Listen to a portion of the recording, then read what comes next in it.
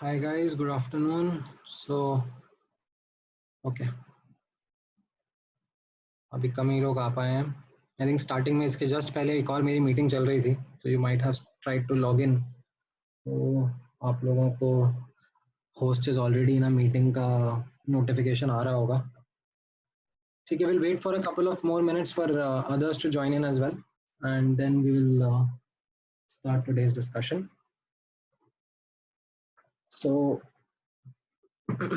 आज का target था lecture 5 and 6, right? So they were based on electrolytic cells. All right, Yes, so sir. I hope आप लोगों ने lectures देखे होंगे. ठीक है, डिपेंडिंग अपॉन और not depending upon actually based on WhatsApp पे मुझे काफ़ी डाउट्स पूछे थे बच्चों ने, तो आई अंडरस्टैंड कि थोड़े कॉन्सेप्चुअली पॉइंट्स क्लियर करने पड़ेंगे in this particular in these two video lectures. ठीक है, let others also join in some time and then will start with the conceptual talk discussion.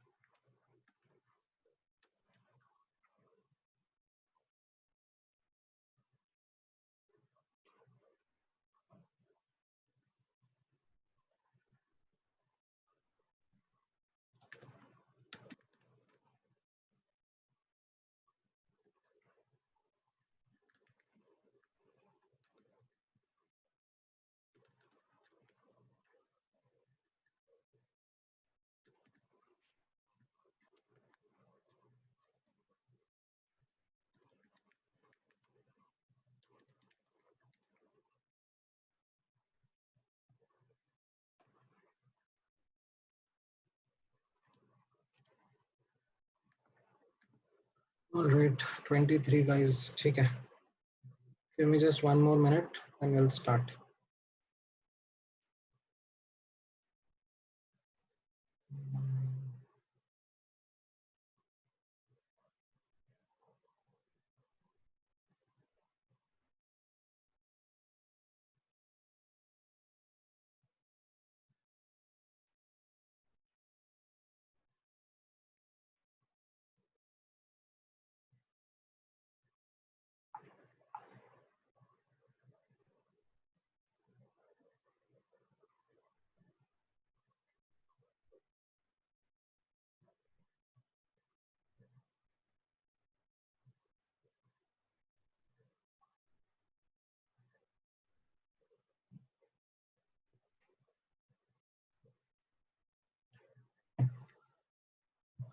All right. Let me now share the screen. ठीक है. So आप लोगों ने video lecture 5 and video lecture 6 देखा होगा and आपको समझ में आया होगा that how we are going to go with electrolytic cells.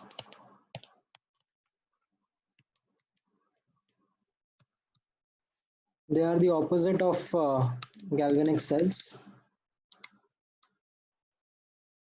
Right, so एक as a starting understanding आपको एक galvanic cell versus electrolytic cell इनके बीच के differences clearly समझ में आने चाहिए. You know, the theory part as well as the practical part. Okay, you know, you can say the practical part means the working. Electrons कहाँ से कहाँ जा रहे हैं and salt bridge के ions कहाँ से कहाँ जा रहे हैं. All of that is something which should be clear to you. Some very important distinctions यहाँ पर आप notice करना is something that students often confuse with is sign of anode and cathode. ठीक है, so this is something which I think I had explained before as well, but मैं एक बार दोबारा explain कर देता हूँ. Anode and cathode, ठीक है, इनका जो universal definition होता है that is not actually as per the sign. Anode का definition होता है जहाँ पर oxidation हो रहा है, ठीक है. Cathode जहाँ पर reduction हो रहा है. This is what is meant by as a universal definition of anode and cathode. This is something which is same for both galvanic and electrolytic cells.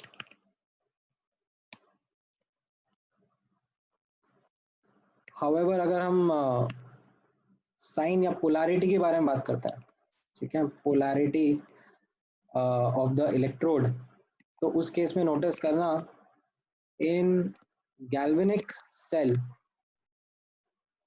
ठीक है, in galvanic cell anode is negative while cathode is positive, while the polarity in electrolytic cell of anode and cathode is positive and cathode is negative. ठीक है, this is something which as a very clear distinction should be visible to everyone. अच्छा, one more important distinction in working, which is actually not a distinction, it is something which is you know, the same statement, but एक बार यहाँ पे ध्यान से observe करना. Galvanic cell में, ठीक है, वर्सेस इलेक्ट्रोलिटिक सेल में, ठीक है. गैल्वेनिक सेल में कैसा हो रहा है, as a setup, electrons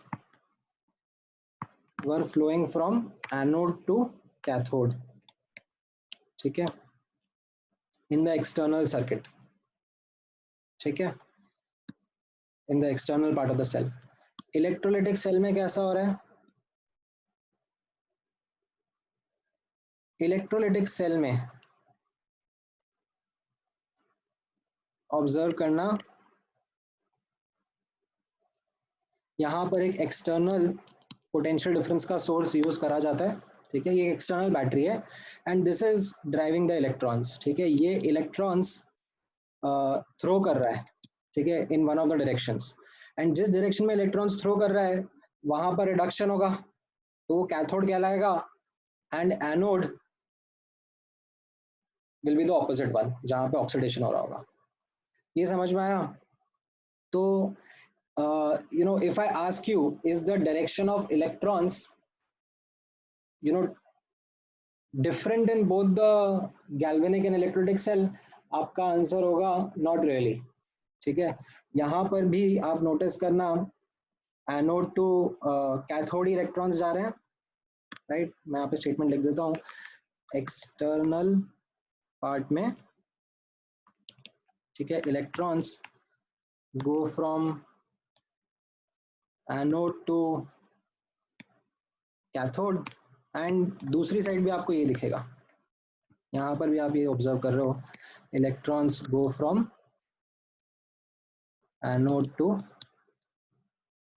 cathode, ठीक है। यहाँ पर केमिकल रिएक्शन ड्राइव कर रहा है, यहाँ पर फ्लो ऑफ इलेक्ट्रॉन्स कौन ड्राइव कर रहा है, एक पोटेंशियल डिफरेंस का सोर्स, एक्सटर्नल सोर्स, ठीक है। यहाँ पे भी मेंशन कर देता हूँ, these are driven by a spontaneous reaction, यहाँ पर this is driven by an external potential difference का सोर्स, ठीक है। अच्छा, सॉल्ट ब्रिज के बारे में भी ऑब्जर्वेशन देखना है यहाँ पर कैसा रहेगा, ठीक है।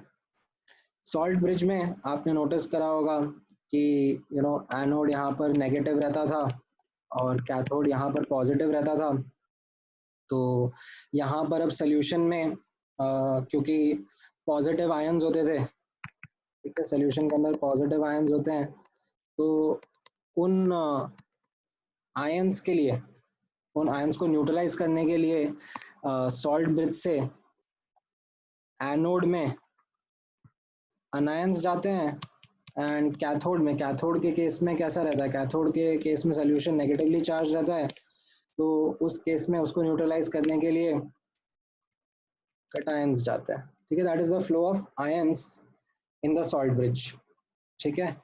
यहाँ पर आप नोटिस करना इलेक्ट्रोलिटिक सेल में, इलेक्ट्रोलिटिक सेल में ये मेरा नेगेटिव पोलैरिटी है क्योंकि ये नेगेटिव पार्ट ऑफ सेल से कनेक्टेड है, ठीक है। तो अब इस केस में सोल्यूशन जो है, क्योंकि यहाँ पर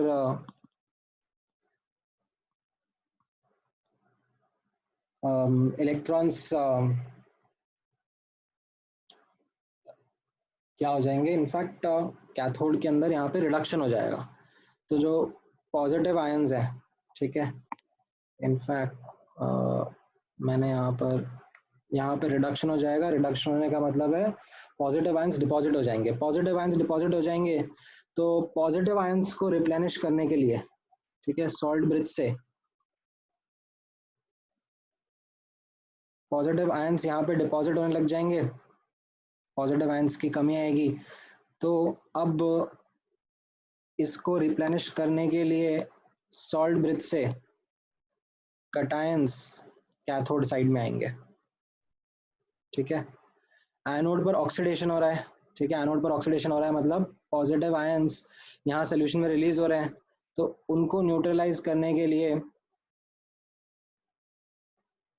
अनायंस सॉल्ट ब्रिज से सोल्यूशन में आएंगे, ठीक है। ये समझ में आया? तो अगर अब आप देखोगे दोनों केस में इंटरनल पार्ट में, ठीक है, internal part that is the salt bridge, दोनों में actually again same flow of ions है, ठीक है, कटायंस, ठीक है, सॉल्ट ब्रिज के मैं यहाँ पे लिख देता हूँ,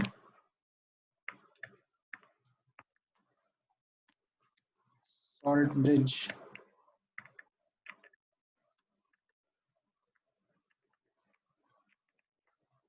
cations move to cathode and anions move to anode, ये गैल्वेनिक सेल में हो रहा है, यहाँ पर भी आप नोटिस करना सॉल्ट ब्रिज के आयंस कैसे मूव कर रहे हैं। सी कटायंस वापस से ये कैथोड वाली साइड में ही आ रहे हैं, cations move to cathode and anions move to anode, right? So these are some important points which I wanted everyone to be clear on. ठीक है, इसमें किसी को कोई डाउट है वर्किंग ऑफ इलेक्ट्रोलिटिक सेल के ऊपर?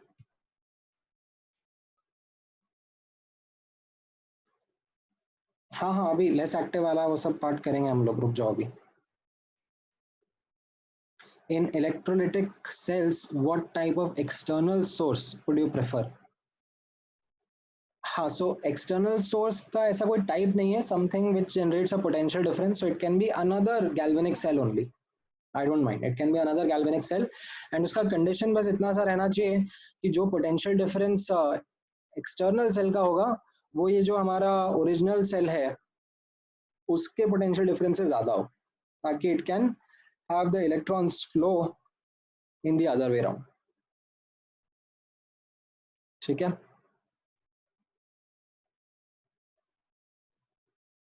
all right. तो ये तो एक स्टार्टिंग वाला पार्ट था which talks about galvanic cell versus electrolytic cell. अच्छा, इसके बाद जब आप इलेक्ट्रोलिटिक सेल समझ जाते हो तो विदाउट वेस्टिंग मच टाइम हम लोग सीधे इलेक्ट्रोलिसिस पर आ जाते हैं। ठीक है, electrolysis is actually a key application of electrolytic cells. Based on electrolysis we are able to drive non-spontaneous reactions. अच्छा, एक और क्वेश्चन है, इन इलेक्ट्रोलिटिक सेल अगर concentration of electrolytes is different then will it behave like a galvanic cell? अरे I think एक बार दोबारा ध्यान से समझना हर्षित, गैल्वेनिक सेल, ठीक है, I have a galvanic cell जिससे स्पॉन्टेनियस रिएक्शन हो रहा है एंड इलेक्ट्रॉन्स आर गोइंग से लेफ्ट टू राइट मेरे सेटअप में, ये मेरा गैल्वेनिक सेल है। ठीक है, अभी इसमें एज पर जो भी इसके अंदर कॉन्सेंट्रेशन होंगी, जो भी टेम्परेचर कंडीशंस होंगी, उससे नर्स इक्वेशन लगा के मुझे इसका ई सेल मिल रहा होगा। ठीक है, अब मैं क्या कर रहा हूँ, मैं इसी सेल को इलेक्ट्रोलिटिक सेल में कन्वर्ट कर रहा हूँ। कैसे? मैं यहाँ पर एक एक्सटर्नल सोर्स ऑफ पोटेंशियल लगाऊंगा सच दैट उसका पोटेंशियल डिफरेंस ई सेल से ज्यादा हो। ठीक है, जो भी उसके कॉन्सेंट्रेशंस के अकॉर्डिंग ई सेल आ रहा होगा उससे ज्यादा ई एक्सटर्नल चाहिए, ताकि अब मैं इलेक्ट्रॉन्स को ऑपोजिट वे में ड्राइव कर सकूं। That is what is meant by an electrolytic cell.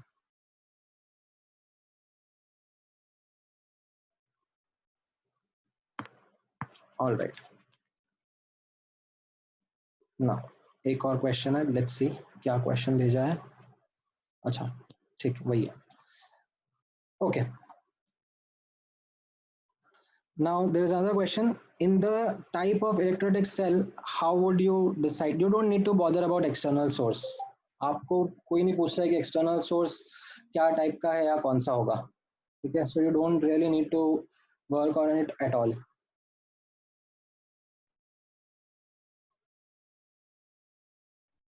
Okay okay? और कोई क्वेश्चन है इसमें, फिर मैं इलेक्ट्रोलिसिस के बारे में बात करूं।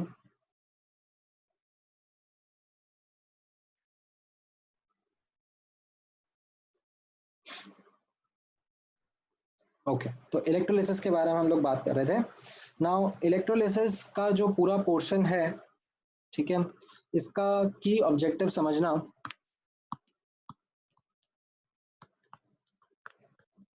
Key objective is to identify reactions that will occur at anode and cathode. ठीक है, एक बार मुझे रिएक्शन समझ में आ जाएगा तो मुझे मतलब ये पता पड़ जाएगा कि प्रोडक्ट्स क्या क्या हैं। ठीक है, I will be able to see what are the products, I will be able to identify, and I can then do analysis over them as well. I can then talk about the quantity. ठीक है, so I can identify products and I can also talk about the quantity कि कितना moles बनेगा, ठीक है। This is the first part जिसके ऊपर I think आपने देखा होगा तो लेक्चर 5 में फोकस करा है, ठीक है। एक बार प्रोडक्ट समझ में आ गया तो फिर लेक्चर 6 में उसके ऊपर कैलकुलेशंस करी है, ठीक है, फैराडेज लॉज यूज करके, ठीक है, which are nothing but mole concept only, mole concept and equivalent concept. तो ये वाला पार्ट जो है I believe is actually the more tricky part, identifying the products. एक बार ये आप सही से कर लो तो उसके बाद फैराडेज लॉ काफी सिंपल हो जाता है, ठीक है। Then it becomes really a very simple mole concept और इक्विवेलेंस कॉन्सेप्ट का एनालिसिस, ठीक है। Sometimes what students do is identify product वाले पार्ट पे इतना फोकस नहीं करते हैं एंड इन लॉस का रट्टा जरूर लगा लेते हैं, ठीक है। एंड वो लॉस का रट्टा लगा के इक्विवेलेंट बराबर इक्विवेलेंट करके क्वेश्चन सॉल्व करना शुरू कर देते हैं। वेल मेंस में आपके लिए ये तरीका भी चल जाता है, ठीक है।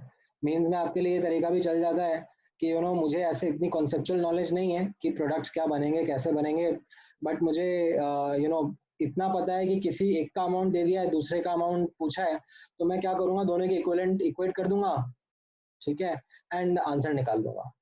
आप डेफिनेटली मेंस के क्वेश्चन तो इजीली सॉल्व कर ही पाओगे इससे। बट अगर आप नोटिस करोगे एडवांस के क्वेश्चंस कैसे रहते हैं तो एडवांस के क्वेश्चन में they commonly trick you in terms of identifying the products। अगर आप प्रोडक्ट सही से आइडेंटिफाई नहीं कर पाओगे तो फिर फैराडेज लॉ लगाना यूजलेस है, ठीक है। आप सही से आइडेंटिफाई नहीं कर पाओगे कि क्या गैस बनी है तो आप कैलकुलेशन कैसे करोगे उसका। ऑलराइट, सो अब यहाँ पर ये आइडेंटिफाई प्रोडक्ट्स वाले पार्ट के ऊपर फोकस करेंगे। So let me just quickly talk about this identify products wala part as well. Now, while we are discussing this identify products, from the two sides, ठीक है। When I say identify product, तो इसमें भी सब part रहेगा। There will be identification of product at cathode and at anode, ठीक है। दोनों जगह पर हम लोग identify करना चाहेंगे, ठीक है। अब वीडियो लेक्चर्स में ना, ठीक है, वीडियो लेक्चर्स में मैंने एक्चुअली दोबारा देखे वो जो वीडियो लेक्चर्स हैं उसमें आई वुड से अनफॉर्चुनेटली ना थोड़ा सा एक्सप्लेनेशन डिफिकल्ट हो गया आप लोगों के लिए, बिकॉज मैंने दो तरीके से एक्सप्लेनेशन दे दिए, ठीक है। मैंने एक बार एक्टिविटी के टर्म्स में एक्सप्लेनेशन दे दिया और एक बार मैंने फिर वैल्यू ऑफ एसआरपी और वैल्यू ऑफ एसओपी के टर्म्स में एक्सप्लेनेशन दे दिया। तो मैंने काइंड ऑफ मुझे जो ऐसा लगता है कि उसमें गड़बड़ ये हो गई कि टू मच इन्फॉर्मेशन हो गया जिसकी वजह से काफी बच्चों को कंफ्यूजन हो गया उस केस में, ठीक है, राइट। हाँ, मतलब आई कंप्लीटली अग्री कि कंफ्यूजन हो गया उस चक्कर में। तो now what I would recommend, ठीक है, सिर्फ एक चीज के बेसिस पे आंसर करो, ठीक है। एक चीज एक पर्टिकुलर स्टेटमेंट ध्यान में रख लो और उसके हिसाब से आप आंसर करते जाओ, ठीक है। बाकी सबसे कंफ्यूज मत हो, ठीक है। एंड दैट स्टेटमेंट इज कि क्या प्रोडक्ट बनेगा कैथोड और एनोड पर। तो यहाँ पर आप नोटिस करना कैथोड पर रिडक्शन होता है, ठीक है। तो यहाँ पर हायर आरपी, ठीक है, सीधे आरपी लिख रहा हूं मैं। समटाइम्स जब डेटा नहीं मिलेगा तो एसआरपी यूज करना पड़ेगा, स्टैंडर्ड डेटा से काम चलाना पड़ेगा, otherwise it should be as per the RP, क्योंकि कॉन्सेंट्रेशन वगैरह भी इफेक्ट करते हैं। So higher RP reacts first, ठीक है। आप इतना ध्यान रख लो, ये आपके लिए एक बहुत ही क्रूशियल स्टेटमेंट हो गया, ठीक है। अब कैथोड पर तो रिडक्शन हो रहा है, एनोड पर ऑक्सीडेशन होता है, ठीक है। एनोड पर ऑक्सीडेशन होना चाहिए एंड मेरा स्टेटमेंट होना चाहिए हायर ओपी, ऑक्सीडेशन पोटेंशियल, ठीक है। बट क्योंकि डेटा टिपिकली रिडक्शन पोटेंशियल का मिलता है, ठीक है, इसलिए मैं यहाँ पर साथ में और लिख देता हूँ लोअर आरपी, ठीक है। अगर ओपी हायर होगा तो उसी का नेगेटिव साइन लगा दोगे तो आरपी आ जाएगा, ठीक है। तो हायर आरपी तो नेगेटिव साइन लगाओगे तो लोअर, हायर ओपी तो नेगेटिव साइन लगाओगे तो लोअर आरपी हो जाएगा, ठीक है। The reason why I am stressing on RP is typically reduction potential का डेटा मिलता है, तो आप यहाँ पर ऑब्जर्व करना लोअर आरपी, ठीक है, यहाँ पर जैसे हायर आरपी था, यहाँ पे लोअर आरपी रिएक्ट्स फर्स्ट, ठीक है। अगर अगेन द सेम थिंग, अगर समटाइम आपको स्टैंडर्ड डेटा के साथ में काम करा, कॉन्सेंट्रेशन वगैरह का डेटा नहीं मिला, ठीक है, तो आप एसआरपी के साथ में भी जा सकते हो, स्टैंडर्ड के साथ में, but what you have to understand here is this reacts first, ठीक है। इसके बेसिस पर आप डिसाइड करोगे कि आपका प्रोडक्ट क्या होगा, ठीक है। There can be competition between the ions, there can be competition with water molecules, there can be competition with the electrode also, ठीक है। बट जो भी कंपटीशन है, ठीक है, पहली बात तो आपको लिख के नहीं आएगा कि किस किस के बीच में कंपटीशन है, आपको खुद को आइडेंटिफाई करना पड़ेगा based on the language of the question, and once you identify किस किस के बीच में क्वेश्चन है, तो उसमें विनर कौन होगा वो आप सिर्फ और सिर्फ आरपी के हिसाब से डिसाइड करके मुझे बता दो, ठीक है। Don't get confuse with activity, don't get confuse with metal, non metal, less active, more active, है ना, वो थोड़ा सा रायता फैल गया है in the fifth lecture in terms of kind of trying to explain it in multiple ways. Best यही है कि आप ऐसे याद कर लो, ठीक है। Does this help you guys?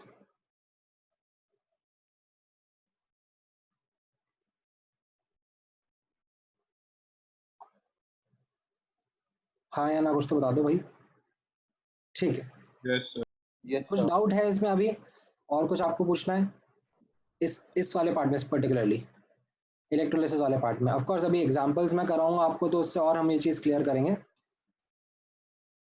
ठीक है। बाकी फैराडेज लॉज के ऊपर भी अगर मैं बात करूं तो इसमें भी, ठीक है, आपको जब वर्क करना है इनके ऊपर, तो आप सिंपली पहले पूरा रिएक्शन लिख लो, what is the best approach, ठीक है, best approach towards solving questions, actually depending upon the kind of information that is given in the question, ठीक है। अगर डेटा सीधे सीधे दिया हुआ एक्सटेंसिवली तो इक्वेट इक्विवेलेंट्स, ठीक है, ये आपके लिए एक बेस्ट अप्रोच हो जाएगा, ठीक है। अगर डेटा आपको दिया हुआ है अप्रोप्रिएट वे में, अगर थोड़ा डिटेल्ड एनालिसिस करना है आपको, तो इसमें what you do is write equation, ठीक है, and then apply mole concept which is moles upon coefficient equal to moles upon coefficient, ठीक है, moles upon coefficient is equal to moles upon coefficient, इससे भी आपके आंसर्स आ जाएंगे।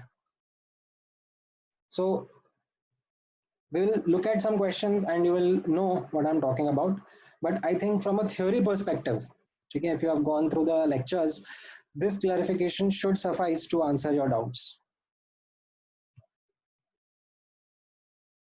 ठीक है। अच्छा, इनके अलावा कुछ कॉन्सेप्चुअल डाउट आपको पूछना है? Otherwise I will move towards booklet के questions, FBO and FBS.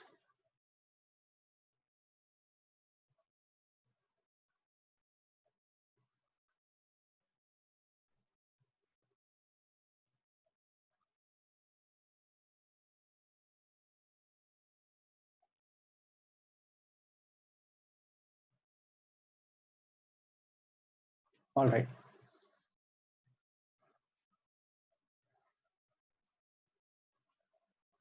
So FBO पे मूव करते हैं।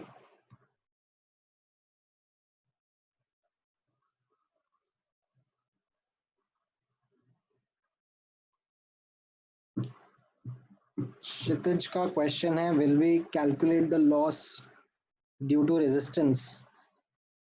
Loss of what? Loss of heat? नहीं नहीं नहीं, आपको जो भी लॉस वगैरह है ना, वो सब एफिशिएंसी में सब मिला मिलो के दे दिया, मतलब आपको अलग से पूरा कैलकुलेशन करने की जरूरत नहीं रहेगी। मतलब अगर हम लोग थ्योरी के पॉइंट ऑफ व्यू से देखेंगे तो थ्योरी के पॉइंट ऑफ व्यू से क्या हो रहा होगा, आपको आपने फैराडेज लॉ इक्वेट करा, ठीक है, ये जो यहाँ पर इक्वेट इक्विवेलेंट्स जो है, ठीक है, इक्वेट इक्विवेलेंट्स टू, यहाँ पे मैं एक्चुअली लिख देता हूँ, equate equivalents to what, I T by 96500, ठीक है, इस तरीके से रहता है। अब जो भी इनएफिशिएंसी होगी वो इस ईटा टर्म में कैप्चर कर ली होगी, ठीक है, एफिशिएंसी में। तो वो आपको डेटा या तो पूछ लिया जाएगा या दे दिया जाएगा क्वेश्चन में, ठीक है, you don't have to worry much about it. Okay then अच्छा, आप कुछ एक डिटेल क्वेश्चन पूछ रहा है सिद्धांत, क्या sir in electro refining the Cu2 plus ions reduce at cathode are from copper sulphate solution और इम्प्योर एनोड? दोनों से ही होगा ना, एनोड से जो सोल्यूशन में आ गए उनमें से कुछ ओरिजिनल वाले डिपॉजिट हो जाएंगे, कुछ एनोड वाले डिपॉजिट हो जाएंगे, तो ऐसा कुछ नहीं है कि आप आइडेंटिफाई करके बता सकते हो कि कौन सा Cu2 प्लस डिपॉजिट हो रहा है, ठीक है। इनफैक्ट अभी एज एन एग्जांपल ऑल्सो, मतलब ये जो कॉन्सेप्ट्स हैं उसमें मैंने आपको जैसे बताया कि आप लोगों ने जो मैंने यहाँ पर डिटेल्ड एग्जांपल्स लिए थे डिफरेंट डिफरेंट, ठीक है, अच्छा वो मैं यहाँ पर लिख देता हूँ एक बार। एक चीज और एक्चुअली मैं बता देता हूँ जो कॉन्सेप्ट के पॉइंट ऑफ व्यू से इंपॉर्टेंट था, detailed examples discussed in video lectures, ठीक है, आर इम्पोर्टेंट वंस, ठीक है, तो ये आप डेफिनेटली ध्यान रखना, ये कुछ इम्पोर्टेंट केसेस हैं, स्पेशली जहां पर नोटिस करना, यहाँ पर ये जो आपका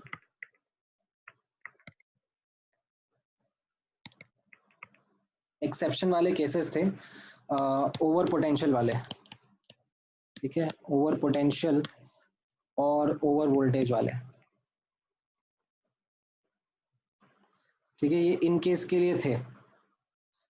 जैसे फॉर एग्जांपल NaCl का इलेक्ट्रोलिसिस हो रहा था, ठीक है, तो मैं एक बार क्विकली ओवर पोटेंशियल वाला कॉन्सेप्ट भी आपको एक बार गो थ्रू करवा देता हूँ। सो ऑब्जर्व करना, ये ओवर पोटेंशियल वाले कॉन्सेप्ट में आपको इन्फॉर्मेशन याद रखनी पड़ेगी, ठीक है।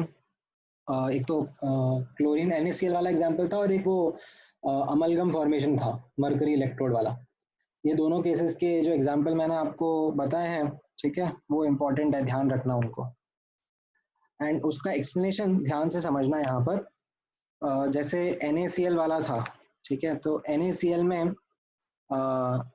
ठीक है, NaCl में भी हम लोग ब्राइन के बारे में बात कर रहे थे, कॉन्सेंट्रेटेड NaCl इलेक्ट्रोलिसिस। सो इसमें इनर्ट इलेक्ट्रोड यूज करा जा रहा था, ठीक है,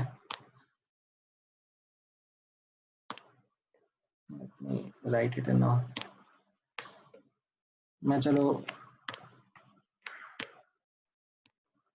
लिख देता हूँ यहाँ पर,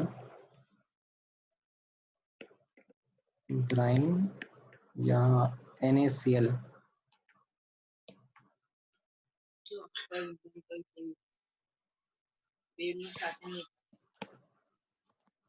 इलेक्ट्रोलिसिस में क्या हो रहा था,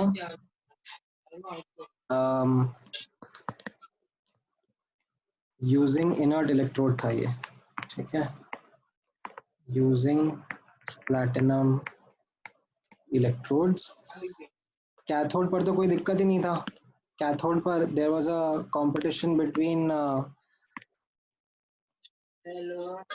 Na plus ion versus H2O, ठीक है, एंड इसमें H2O wins and H2 gas liberate हो जाता है, ठीक है, एनोड पर, ठीक है, Cl माइनस वर्सेस H2O में, ठीक है। एक बार चलो मैं आप में से किसी से समझना चाहूंगा, someone would want to explain कि आपको क्या समझ में आया था ओवर पोटेंशियल में, then I would want to add on to it if anything else is required. So कोई explain करो एक बार.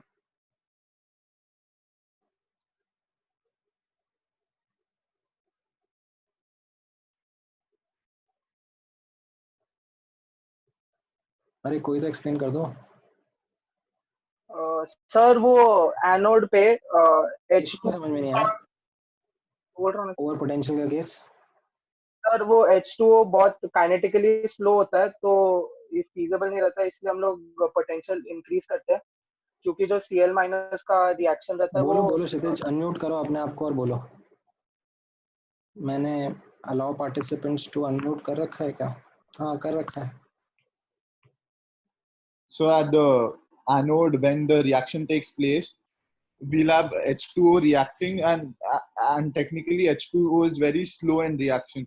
So when if we want to increase the rate of the product,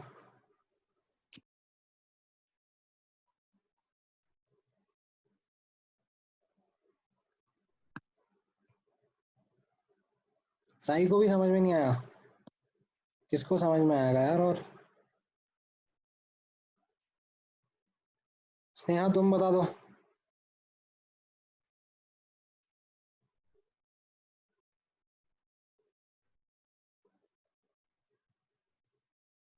So the formation of oxygen gas at anode is अच्छा, तो kinetically अभी very doubt slow. पूछ के गायब हो गई क्या? Sir.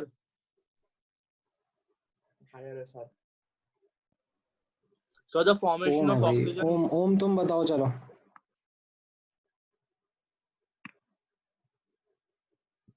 अनम्यूट मैंने कर दिया तुम्हें.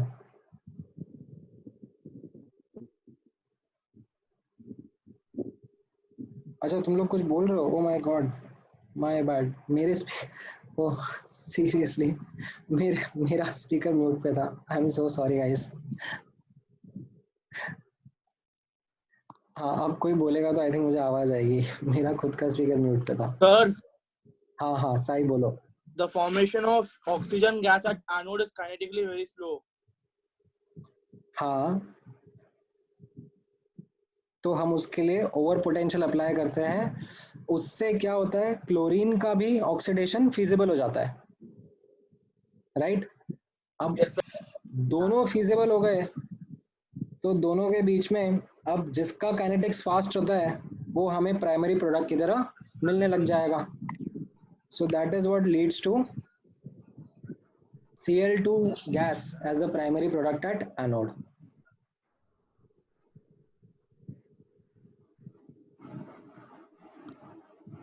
ठीक है, ऑल राइट, ठीक है, गुड. तो यही हमारे कॉन्सेप्चुअल डाउट्स थे. अब मैं FBO के क्वेश्चंस पे आ जाता हूँ.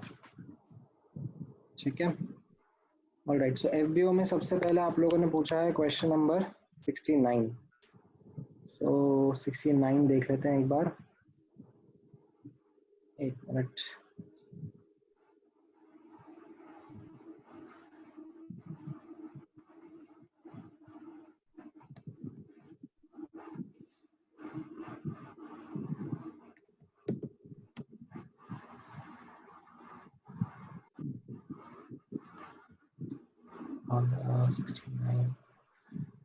अच्छा ये अमलगम वाला ही आपने पूछा है, एक्चुअली ओवर पोटेंशियल वाला ही क्वेश्चन है. ठीक है, सो इसमें कैसा रहेगा, इसमें एक्चुअली अगर आप मुझसे पूछोगे तो B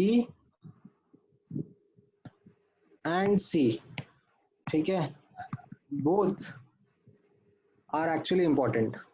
ठीक है, बोथ आर की फैक्टर्स. ठीक है, बट अगर कोई मुझसे पूछेगा कि यू नो प्राइमरी रीजन क्या है, मतलब ठीक है, I would want to call this as primary reason and C as the secondary reason. ठीक है, पहले मैं ओवर पोटेंशियल अप्लाई करूंगा ताकि दोनों फिजिबल हो पाए, तो वो मेरा प्राइमरी हो गया.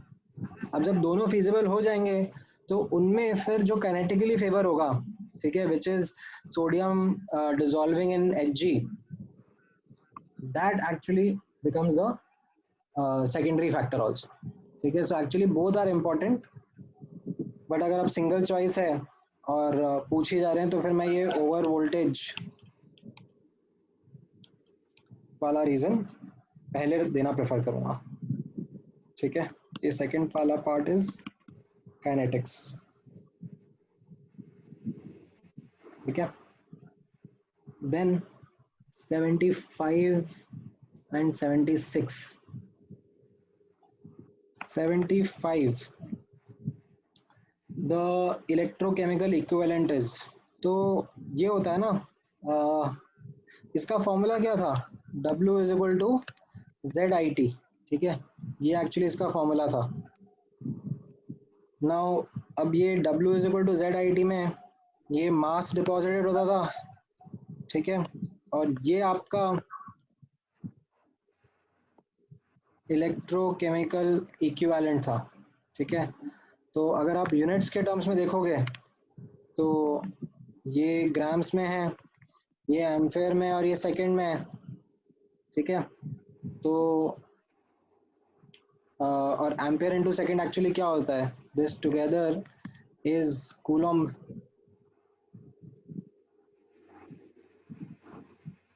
तो आपका आंसर क्या होगा, Z इज एक्चुअली ग्राम पर कूलम, ठीक है। ये 75 का आंसर हो गया। देन 76 में ये थोड़ा सा एक डेफिनेशन वाइज हो गया कि ये डेफिनेशन आपको याद रखनी पड़ेगी, इलेक्ट्रोकेमिकल इक्विवेलेंट का मीनिंग क्या होता है, ठीक है। एज सच कॉन्सेप्चुअली कुछ अलग नहीं है, बस एक नया टर्म निकाल दिया। अब जिसने लॉ दिए होंगे उस टाइम पर उन्होंने टर्म्स यूज किए हैं, तो आउट ऑफ रिस्पेक्ट हम लोग वही टर्म्स को वापस से रीड भी कर रहे हैं, otherwise it is mole concept and equivalence concept only. 76th में the quantity of electricity needed to liberate 1 gram equivalent of a substance, तो ये अपन ने पढ़ा था ना, number of equivalent is equal to eta IT by 96500, right. तो अगर ये 1 है और eta भी 100% ही ले रखा है, ठीक है, तो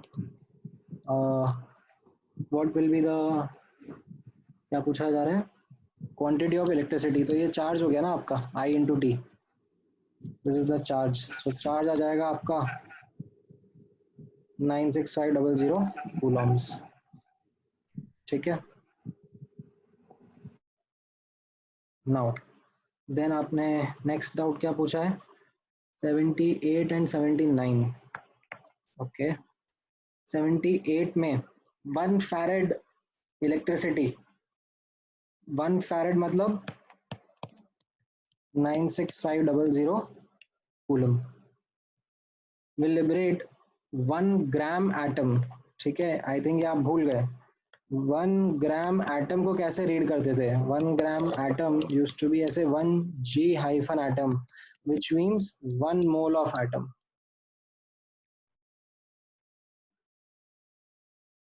ठीक है। इसको इस तरीके से रीड करना होता था, 1 farad electricity will liberate 1 gram atom of metal in the solution। तो अब आप यहाँ पर ऑब्जर्व करोगे तो 1 number of equivalent, ठीक है, that is equal to IT by 96500 and this charge Q by 96500, this charge is actually given to you as 96500 coulomb. तो नंबर ऑफ इक्विवेलेंट 1 आ गए, और इक्विवेलेंट क्या होता है, moles into n factor, right. तो moles भी 1 है, तो n फैक्टर इज बेसिकली 1 किस ऑप्शन का होगा वो आप चेक करो, तो आपका आंसर आ जाएगा डी, ठीक है। ए में n फैक्टर 3 रहेगा, बी एंड सी में n फैक्टर ऑफ मेटल 2 रहेगा, एंड डी में 1 रहेगा, ठीक है।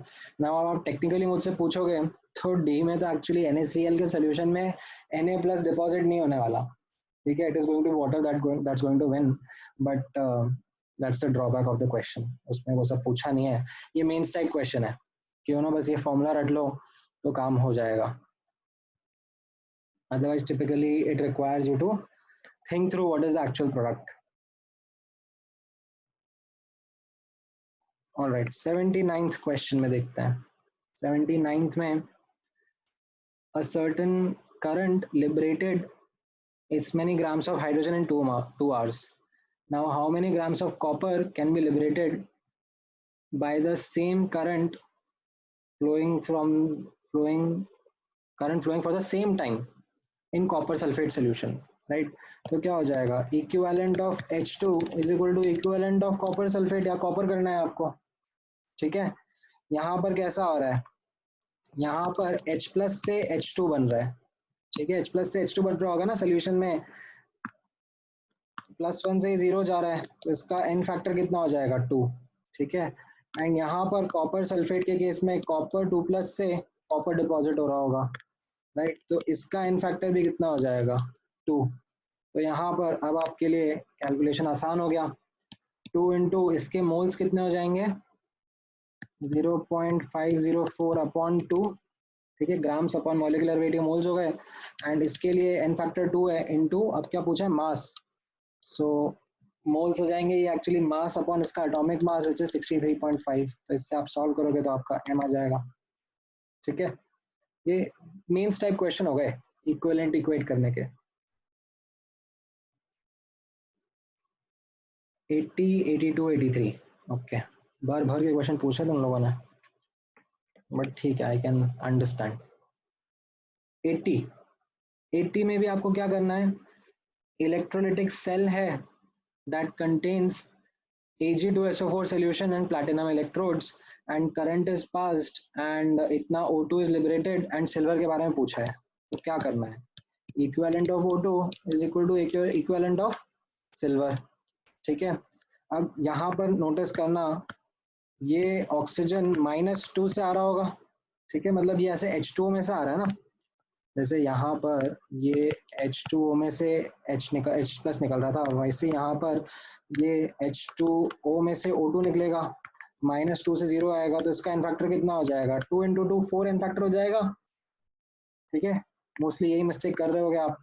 एंड यहाँ पर क्या हो रहा है, Ag प्लस डिपॉजिट हो रहा है into Ag, as you can again see +1 से 0 जा रहा है, तो इसका एन फैक्टर 1 हो गया। तो यहाँ पर अब 4 इसका अगर एन फैक्टर है तो आप कैलकुलेशन करोगे, एन फैक्टर 4 इंटू इसके मोल्स कितने हो जाएंगे 1.6 divide by 32 is equal to 1 into इसके लिए कितना हो जाएगा m divide by 108 atomic mass, इससे वापस आपका m का रिजल्ट आ जाएगा, ठीक है। देन 82 ओके, 82 में when an electric current is passed through acidulated water, ठीक है, when an electric current is passed through acidulated water, this much hydrogen gas is liberated at this many second, the current passes, so equivalent is equal to IT by 96500।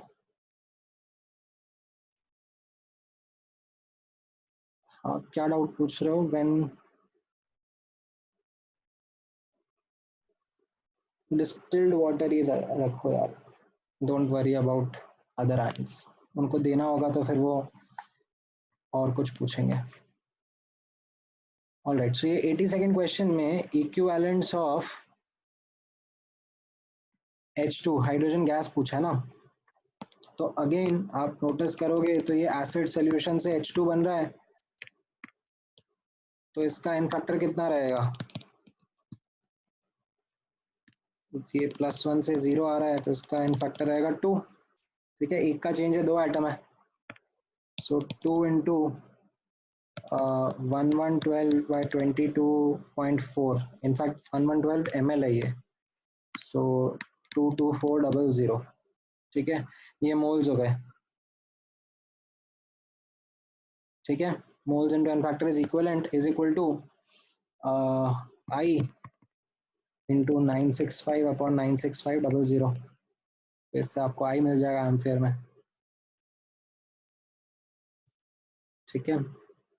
Then 83rd question में ये it is like a straight forward question, AgNO3 is electrolyte, ठीक है, ये अपने ions में dissolve होने पर अपने आयंस में ब्रेक डाउन हो जाएगा, बाकी नहीं रहेंगे, while others are non electrolyte.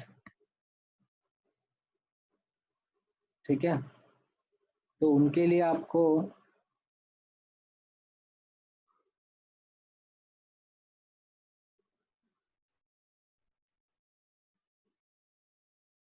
मतलब अगर आप उनके थ्रू करंट पास करोगे तो करंट पास होगा ही नहीं, क्योंकि आयंस ही प्रेजेंट नहीं होंगे, बहुत कम अमाउंट में आयंस प्रेजेंट होंगे, तो बहुत ही कम अमाउंट में करंट पास होगा। देन 84 एंड 86, ओके 84 में क्या रहेगा,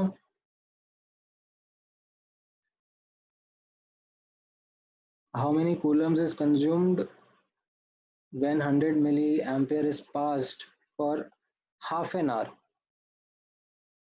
तो इसमें क्या हो जाएगा, Q is equal to I into T, मतलब बस ऐसा यूनिट में करना है, ये 100 इंटू 10⁻³ मिली एम्प रीड करना है ना, तो ये 10⁻³ एम्प हो जाएगा, एंड टाइम आपको हाफ एन आवर दिया हुआ है, तो 30 मिनट्स हैं इंटू 60 सेकेंड्स हो जाएंगे, तो इससे आपका आंसर आ जाएगा।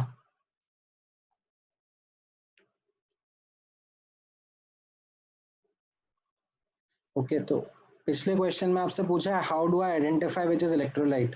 यार ये ना थोड़ा सा केमिस्ट्री की नॉलेज के ऊपर है, मतलब यूरिया, ग्लूकोज, इथाइल अल्कोहल, ये सब सॉल्ट्स थोड़े ना है कि कटायन आयन में ब्रेक हो रहे हैं। ठीक है, neither they are acid base कि अपने कटायन आयन में ब्रेक हो रहे हैं, तो ये एक्चुअली ऐसे कंपाउंड हो गए जो कि मॉलिक्यूल के फॉर्म में रहते हैं। तो ये थोड़ा सा नॉलेज ही है, मतलब ऐसा कोई लिस्ट नहीं लिखा सकता मैं कि ये याद कर लो, आपको पिक करना पड़ेगा। Okay then next is 86th, which one is not correct, Faraday's law, तो बी इनकरेक्ट हो गया ना, ये तो ऑल टेम्परेचर्स पे होल्ड करेगा। Faraday's law are mole concept and equivalence concept, तो इसमें ऐसा कोई वो थोड़ा रहता है कि भाई मतलब it will only work with certain temperature, ये तो हर टेम्परेचर पे चलता है।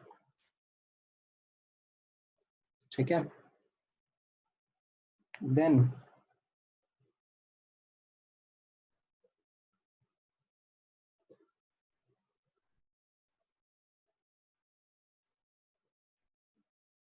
आपने पूछा है next 89 and 92।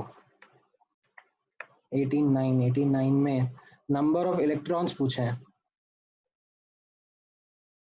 Number of electrons involved in the reaction where a Faraday मतलब 1 फैराड मतलब 96500 कूलम। अब number of electrons into charge of 1 electron should be equal to 96500, तो उससे नंबर ऑफ इलेक्ट्रॉन निकाल लो।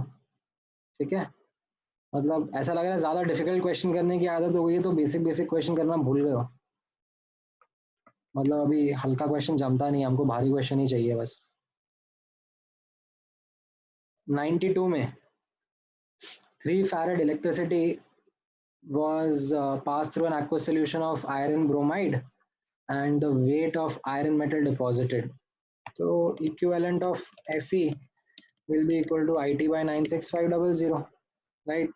And यहाँ पर n फैक्टर कितना रहेगा, Fe2 प्लस से Fe में डिपॉजिट हो रहा है तो n फैक्टर 2 रहेगा बस। तो आप इसको अब यहाँ पे सॉल्व करो, 2 इंटू m अपॉन 56, ये इक्वलेंट्स हो गए, should be equal to how much, 3 farad.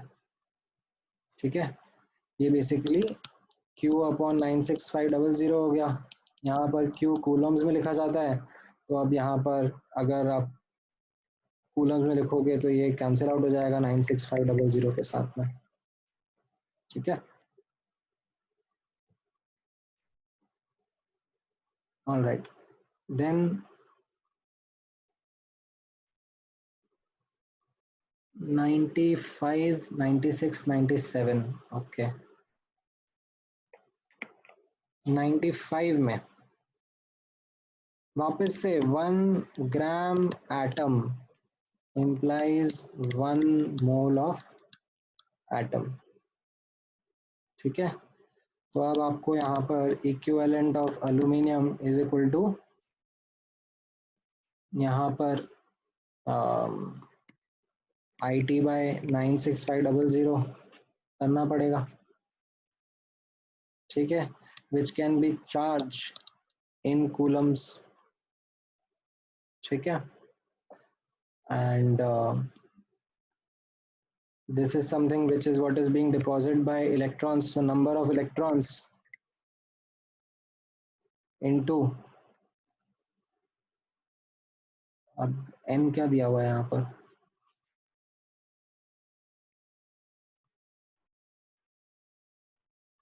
ये या तो Na होगा,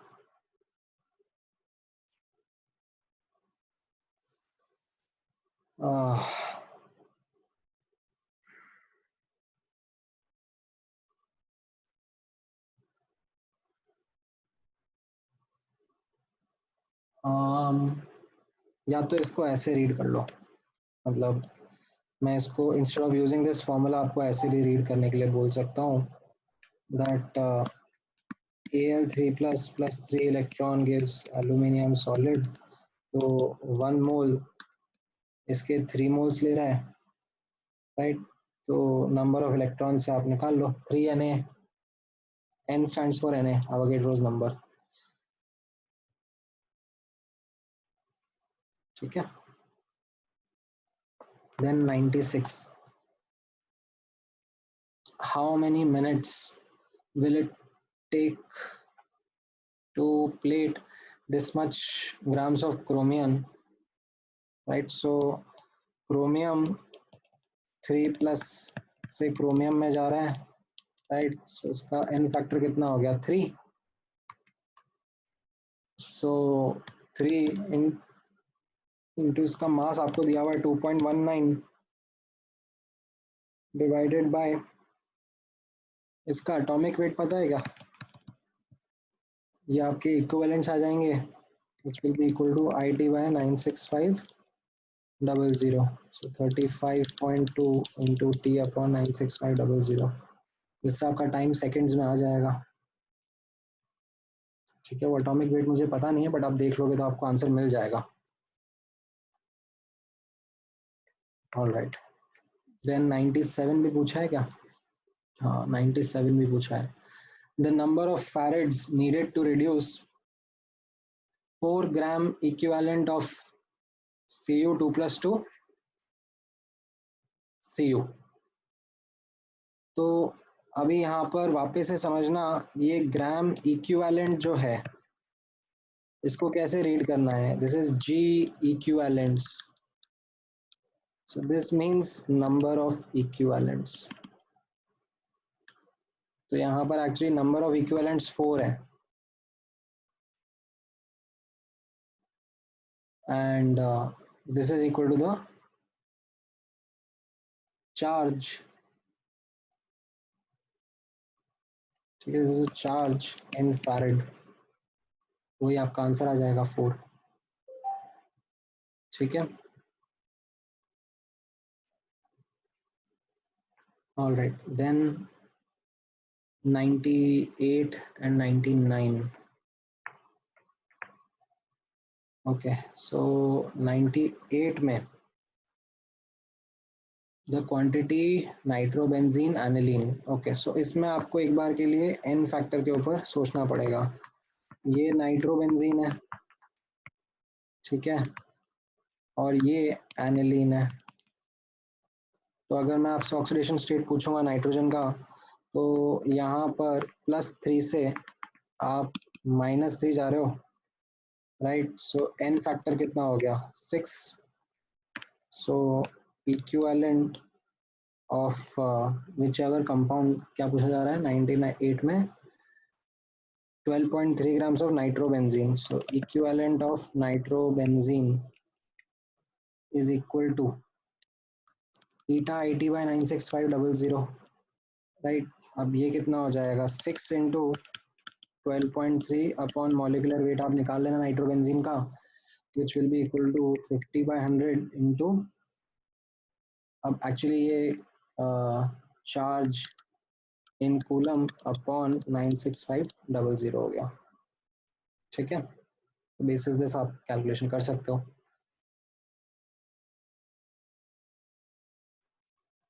देन 98 के बाद 99th आप ऑब्जर्व करो, 99th में कैसा रहेगा, the amount of charge that is pass through Cu2 plus 1 gram atom, so वापस से 1 gram atom is 1 mole of atoms, right? So 1 into n factor 2 रहेगा ना, moles into n factor, ये Cu का n factor रहेगा, should be equal to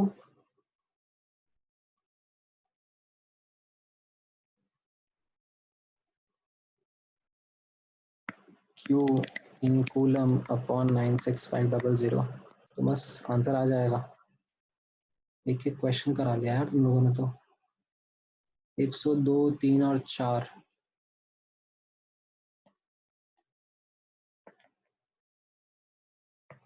ठीक है। 102, an ion is reduced to the element when it absorbs this many electrons. The number of equivalents of ion is, so number of equivalents is equal to, यही मैंने बताया आपको, Q in coulombs upon 96500, तो ये आपका हो जाएगा कितना, 6 इंटू 10 की पावर 20 इलेक्ट्रॉन्स है, इंटू 1.6 इंटू 10 की पावर -19 चार्ज होता है हर इलेक्ट्रॉन का, अपॉन 96500 करोगे तो आपको नंबर ऑफ इक्विवेलेंट मिल जाएंगे, ठीक है। Then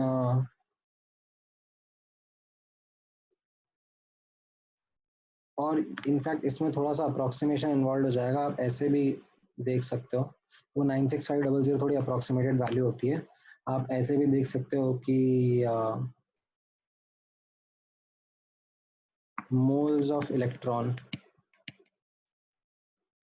is equal to 6 into 10 की पावर 20 अपॉन 6 into 10 की पावर 23, so ये हो जाएगा 1/1000, that is actually equal to the equivalence of substance deposited, ठीक है।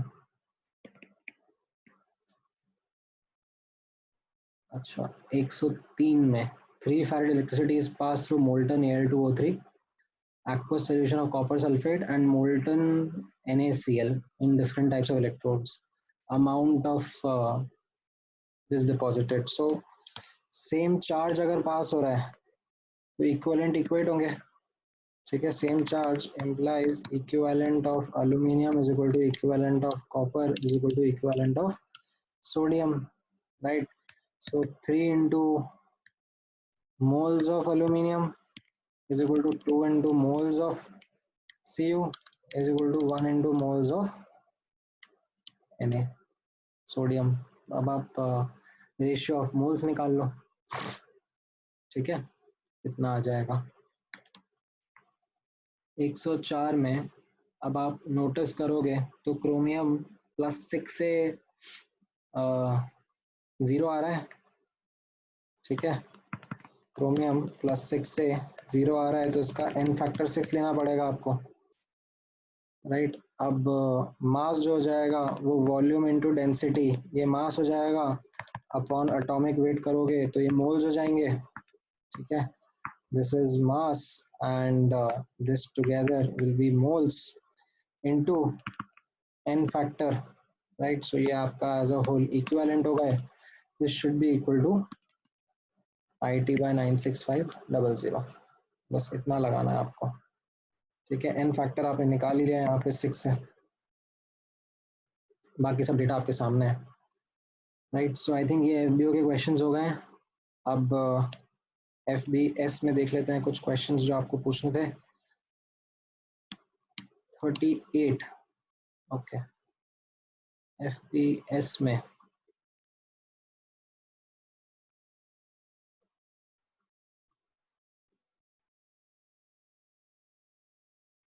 48th क्वेश्चन में 50 ml of 0.1 molar copper sulfate solution is electrolyzed and current इतना पास कर रहे हैं, रिएक्शन ये हो रहा है and molar concentration of बाकी सब क्या रहे हैं पूछा जा रहा है CO2 plus H plus and SO4 2 minus ion. ठीक है, सो अब आप यहाँ पे नोटिस करना इनिशियली कॉपर 2 प्लस का कॉन्सेंट्रेशन कितना है 0.1 मोलर, SO4 2 माइनस का कॉन्सेंट्रेशन भी 0.1 मोलर एंड H प्लस का कॉन्सेंट्रेशन 0. ठीक है, अब एज यू कैन सी जैसे जैसे सेल प्रोग्रेस कर रहा है, ठीक है, एज इलेक्ट्रोलिसिस प्रोसीड्स क्या हो जाएगा, कॉपर का कॉन्सेंट्रेशन, कॉपर 2 प्लस का कॉन्सेंट्रेशन कम होगा क्योंकि डिपॉजिट होगा. ठीक है, सल्फेट के साथ में तो कुछ हो ही नहीं रहा है कि अनअफेक्टेड है एंड H प्लस प्रोड्यूस हो रहा है तो इसका कॉन्सेंट्रेशन बढ़ेगा. राइट, अब आप यहाँ पर देख सकते हो कि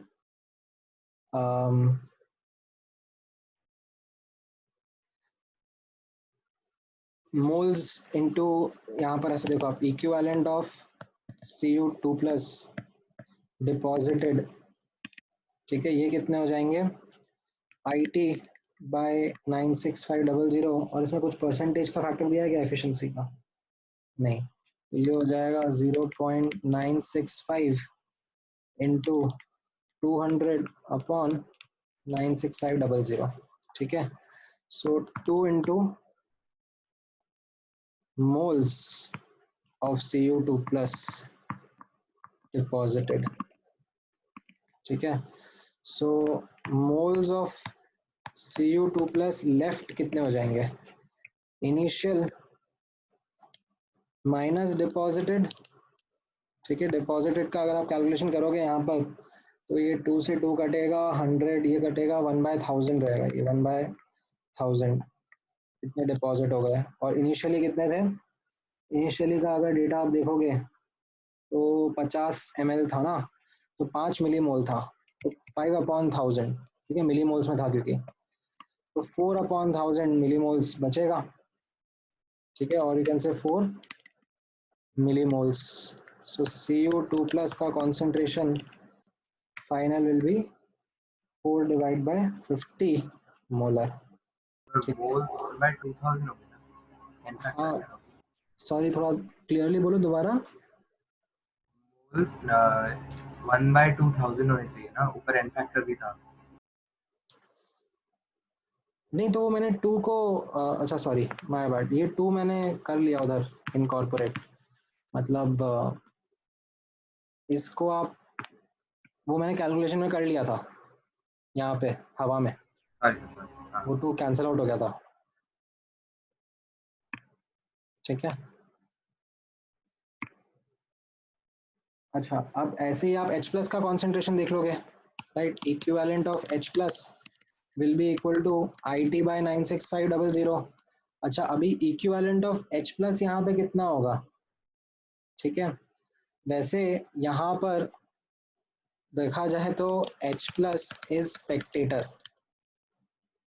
ठीक है, H प्लस इज स्पेक्टेटर, तो मतलब यहाँ पर मैं थोड़ा सा एक डिलेमा में अटक गया कि इक्विवेलेंट्स के बारे में बात नहीं कर पाऊंगा. ठीक है, तो अब मैं क्या कर रहा हूँ, मैं मोल कंसेप्ट यूज कर रहा हूँ.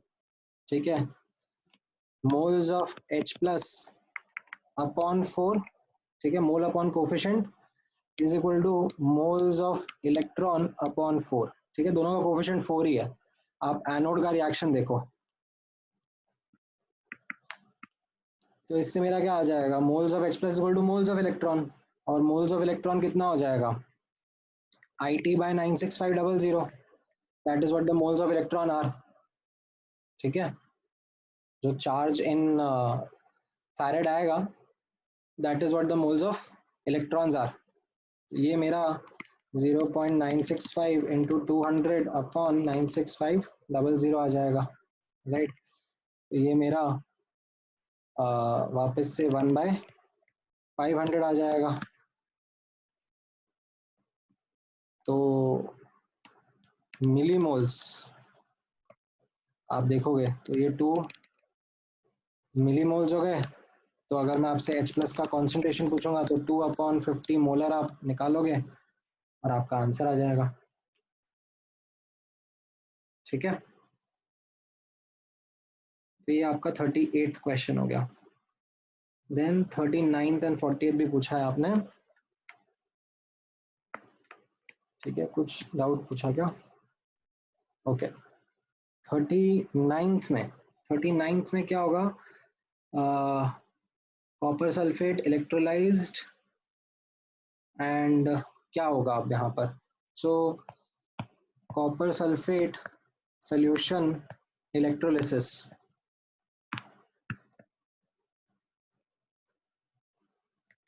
ठीक है, कुछ मेंशन नहीं किया हुआ है तो इसका मतलब इनर्ट इलेक्ट्रोड ही होगा, अगर कुछ मेंशन नहीं किया हुआ है, राइट। तो कैथोड पर क्या रिएक्शन होगा?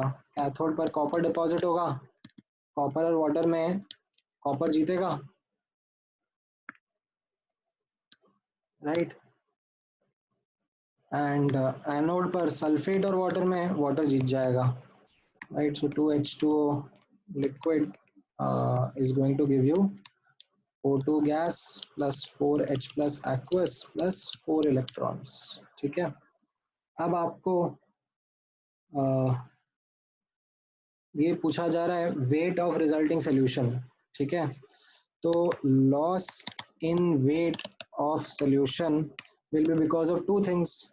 ठीक है, mass of Cu deposited and mass of O2 liberated, इन दोनों की वजह से आएगा, right.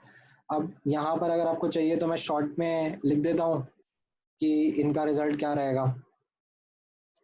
This will be equal to 63.5/2। ठीक है, इंटू IT/96500। ठीक है, या फिर आपको दिया हुआ है एक्चुअली 0.01 फैरेड एंड इसके लिए रहेगा 32/4, इसका इनफैक्टर 4 रहेगा इंटू 0.01। तो ये तो आपका ए पार्ट हो गया। एंड बी पार्ट के लिए आपको इक्विवेलेंट ऑफ एसिड या अल्कली पूछा जा रहा है। तो यहाँ पर moles of H plus upon 4 is equal to moles of electron upon 4। इसमें मैंने मोल कंसेप्ट क्यों यूज कर लिया? क्योंकि ये एक्चुअली वैसा नहीं है, रिडॉक्स स्पीशीज नहीं है। सो मोल्स ऑफ H प्लस आ गए, जिनको ही मैं इक्विवेलेंट की तरह रिपोर्ट कर दूंगा। और ये मोल्स ऑफ इलेक्ट्रॉन आपको दिया हुआ है 0.01 है, 0.01 फैरेड है चार्ज, तो दैट इज 0.01 मोल इलेक्ट्रॉन्स। ठीक है, देन 40th क्वेश्चन भी पूछा है आपने। 40th क्वेश्चन में कैसा रहेगा? An electric current is passed through an electrolytic cell in which these two are connected in series। ठीक है, सीरीज में कनेक्टेड है। सीरीज कनेक्टेड का मतलब क्या हो जाएगा? Same charge. ठीक है, तो इसका मतलब क्या हो जाएगा? I can equate equivalence, right? So I can write here that equivalent of O2 is equal to equivalent of Ag। ठीक है, अब ये आपको 1 मोल दिया हुआ है एंड इसका n फैक्टर 4 रहेगा। ये मैं अभी थोड़ी देर पहले एक्सप्लेन कर चुका हूँ n फैक्टर 4 क्यों होगा। ये H2O से O2 बन रहा है, राइट, -2 से 0 जा रहा है, तो इसका n फैक्टर 2 × 2 लेना पड़ेगा। ठीक है, इससे इसके मोल्स आ जाएंगे और मोल से फिर आप मास बता दोगे। ठीक है, एंड सिमिलरली आप बी पार्ट भी कर सकते हो। ठीक है, दोनों में सेम ही इक्वेशन लगेगी। Then 42, 43 and 48। ऑलराइट, सो 42 में after electrolysis of NaCl with inert electrodes during a certain period of time, 600 ml of solution was left, which was found to be 1 normal in NaOH। ठीक है, अब NaOH कहाँ से आएगा? NaOH कहाँ से आता है? इलेक्ट्रोलिसिस ऑफ NaCl सॉल्यूशन से। राइट। तो इसमें एक्चुअली कैसा होगा, आप नोटिस करोगे तो एनोड पर तो क्लोरीन लिबरेट हो जाएगा, ठीक है, Cl minus will go to Cl2 plus 2 electron. It is cathode जहां पर ये चीज होगी, ठीक है। कैथोड पर क्या हो जाएगा, H2O will give you 2OH2, H2O will give you 2OH minus plus H2 plus 2 electron, ठीक है। और इनफैक्ट यहाँ पर प्लस 2 इलेक्ट्रॉन का चाहिए था। This is what will happen at cathode. तो ये जो है NaOH ये यहाँ से आ रहा है बेसिकली, ठीक है। सो अब इसमें आप नोटिस करोगे moles of electron upon 2 is equal to moles of OH minus upon 2, right? Why? Because it is a spectator species, है ना। अब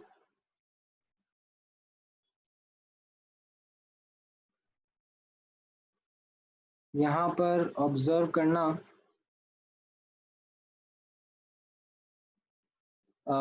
ये तो कैंसिल आउट हो गया, तो मोल्स ऑफ इलेक्ट्रॉन एक्चुअली आ गया कितना,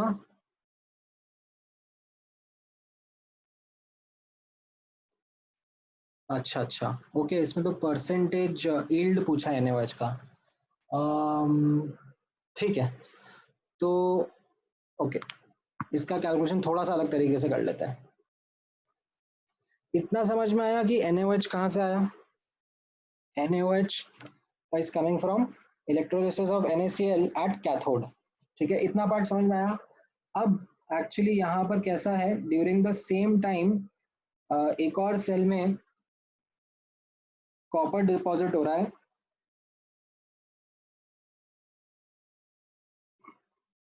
तो आप नोटिस करो परसेंटेज यील्ड ऑफ NaOH क्या होगा। ओके, सो यहाँ पर नोटिस करना, इन another cell, ठीक है, this is connected in series only,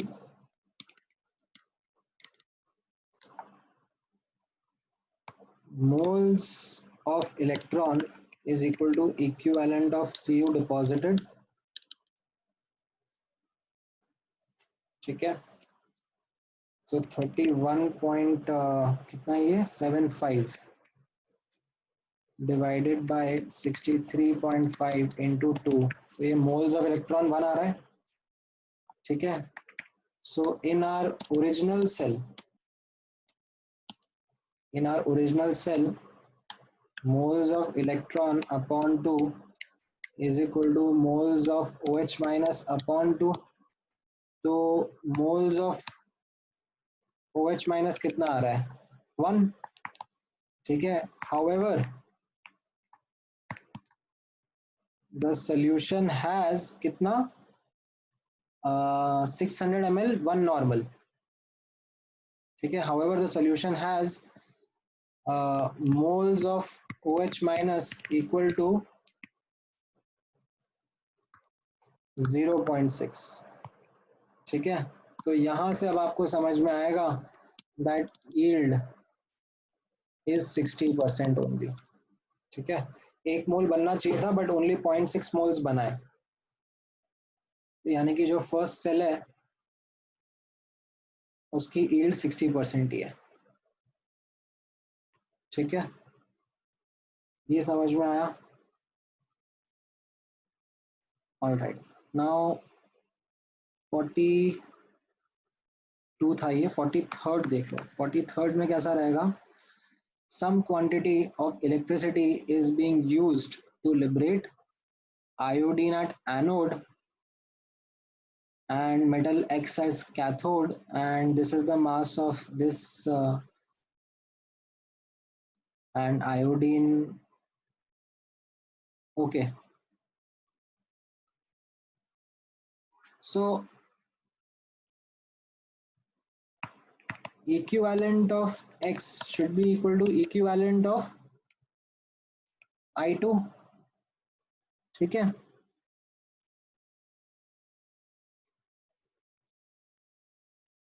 and यहाँ पर मैं अज्यूम कर रहा हूँ कि ये I माइनस से I2 जा रहा था, ठीक है, तो इसका n फैक्टर 2 रहा होगा, ठीक है।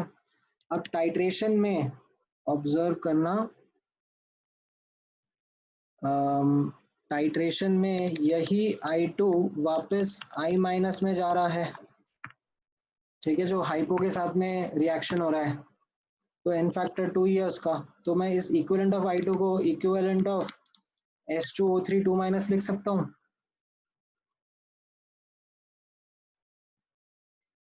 ये चलेगा। तो यहाँ पर अब आप ये देखना 0.54 upon equivalent weight is equal to, ये कितना हो जाएगा 50/1000, ठीक है, क्योंकि यहाँ पर मोल इक्विवेलेंट्स ही है, मतलब मिली इक्विवेलेंट्स नहीं है, तो ये वॉल्यूम भी मैं लीटर में यूज कर रहा हूँ, इंटू 0.1 इंटू हाइपो का n factor, hypo n factor is actually 1,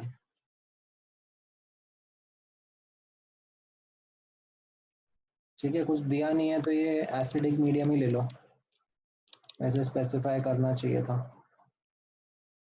तो इससे आपको इक्विवेलेंट वेट आ जाएगा, ठीक है। अच्छा, देन लास्ट में 48 में क्या है, अच्छा, सो ओके, इसमें थोड़ा सा ट्रिकी क्वेश्चन है। इसके लिए देखो कैसा होता है, बॉयंसी फोर्स जो रहता है, ठीक है, buoyancy force is equal to weight of payload plus balloon, ठीक है। ये इक्वेशन समझ में आई, buoyancy force is equal to weight of air displaced, right, so this is equal to weight of payload plus balloon. Balloon के अंदर दो चीजें होती है, एक तो जो उसका रबर रहेगा और जो उसके अंदर गैस रहेगी, ठीक है। अभी रबर के बारे में कोई डेटा नहीं दिया हुआ है तो मैं इसको नेग्लेक्ट कर दूंगा, ठीक है। रबर या जो भी मटेरियल से वो बना होगा एसेंशियली, हाउएवर उसके अंदर जो गैस है वो H2 है, इसके बारे में डेटा है, ठीक है। तो वेट की जगह मैं मास भी लिख लूंगा, जी दोनों तरफ से कैंसिल आउट कर दिया, ठीक है। तो अब यहाँ पर नोटिस करना वेट कितना हो जाएगा, वॉल्यूम ऑफ बलून, ठीक है, जो मास है, मास क्या हो जाएगा, मोल्स इनटू मॉलिक्यूलर वेट, ठीक है, मतलब okay, so let me put it here, यहाँ पे मास हो जाएगा वॉल्यूम ऑफ बलून, यार बलून की स्पेलिंग में डबल एल और डबल ओ आता है ना, ऐसे लग रहा है कि मैं कुछ गलत लिखा हूँ, लेट मी चेक,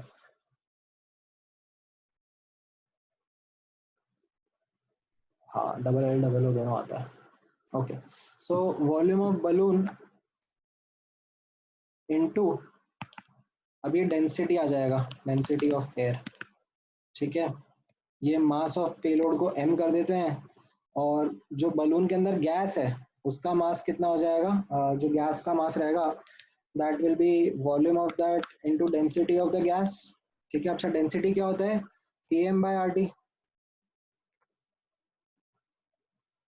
ठीक है, ये हो जाएगा Pm/RT, P into molecular weight of air,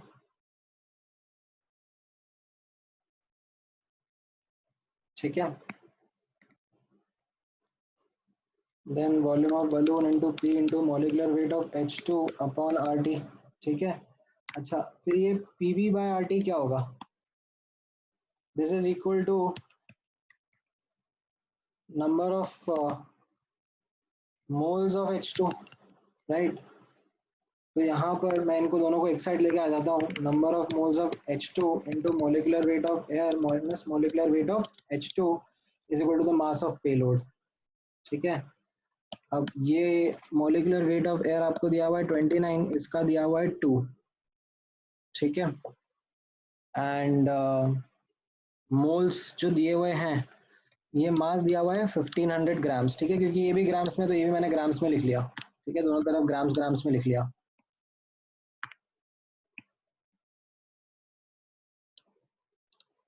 और मोल्स जो रहेंगे वो क्या हो जाएगा, IT/96500, मतलब 1/n फैक्टर इंटू IT/96500।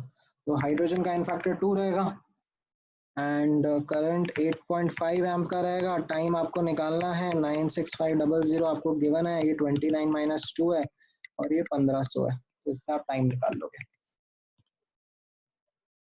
ठीक है। सो आई होप अभी आप लोगों को समझ में आ गया है। So this clears your doubts of FBO and FBS. Now I think you are in a position to clear more difficult doubts from this, more difficult questions from this. So as a target for next class, क्या करना चाहोगे? मैंने कुछ सोचा तो था आप लोगों के लिए, ठीक है। खत्म कर देता।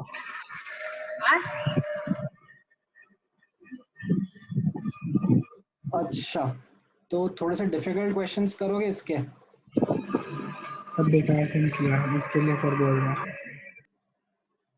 यार तुम्हारी आवाज बहुत डिस्टॉर्ट होके आ रही है, मतलब see there are two options. तो आप लोग एक्चुअली ना वापस, लेट्स से अज्यूमिंग अगले हफ्ते वापस से 2 लेक्चर्स होंगे आपके, ठीक है, तो ऐसा कर सकते हैं, ठीक है। Let's do this thing, video lecture में आप आगे मत बढ़ो, ठीक है। वीडियो लेक्चर में 5th और 6th ही देखो, ठीक है, don't rush through the video lecture. What I will recommend is that booklet में थोड़े से आगे के क्वेश्चंस, थोड़े डिफिकल्ट क्वेश्चंस इसके ट्राई कर लो, ठीक है। तो बुकलेट में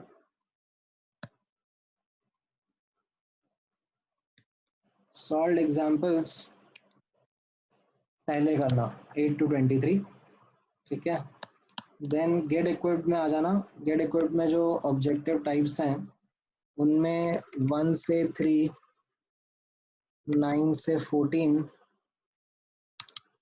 18, 29, 32, 33, 36 एंड 45, ठीक है, ये ट्राई करो। And get equip to integer है, उसमें भी 2, 3 और 4 ट्राई कर लो, ये क्वेश्चंस आप ट्राई करो, ठीक है। So this will be your target for the next class, okay. चलो आज का क्लास क्लोज करते हैं, थैंक यू गाइस,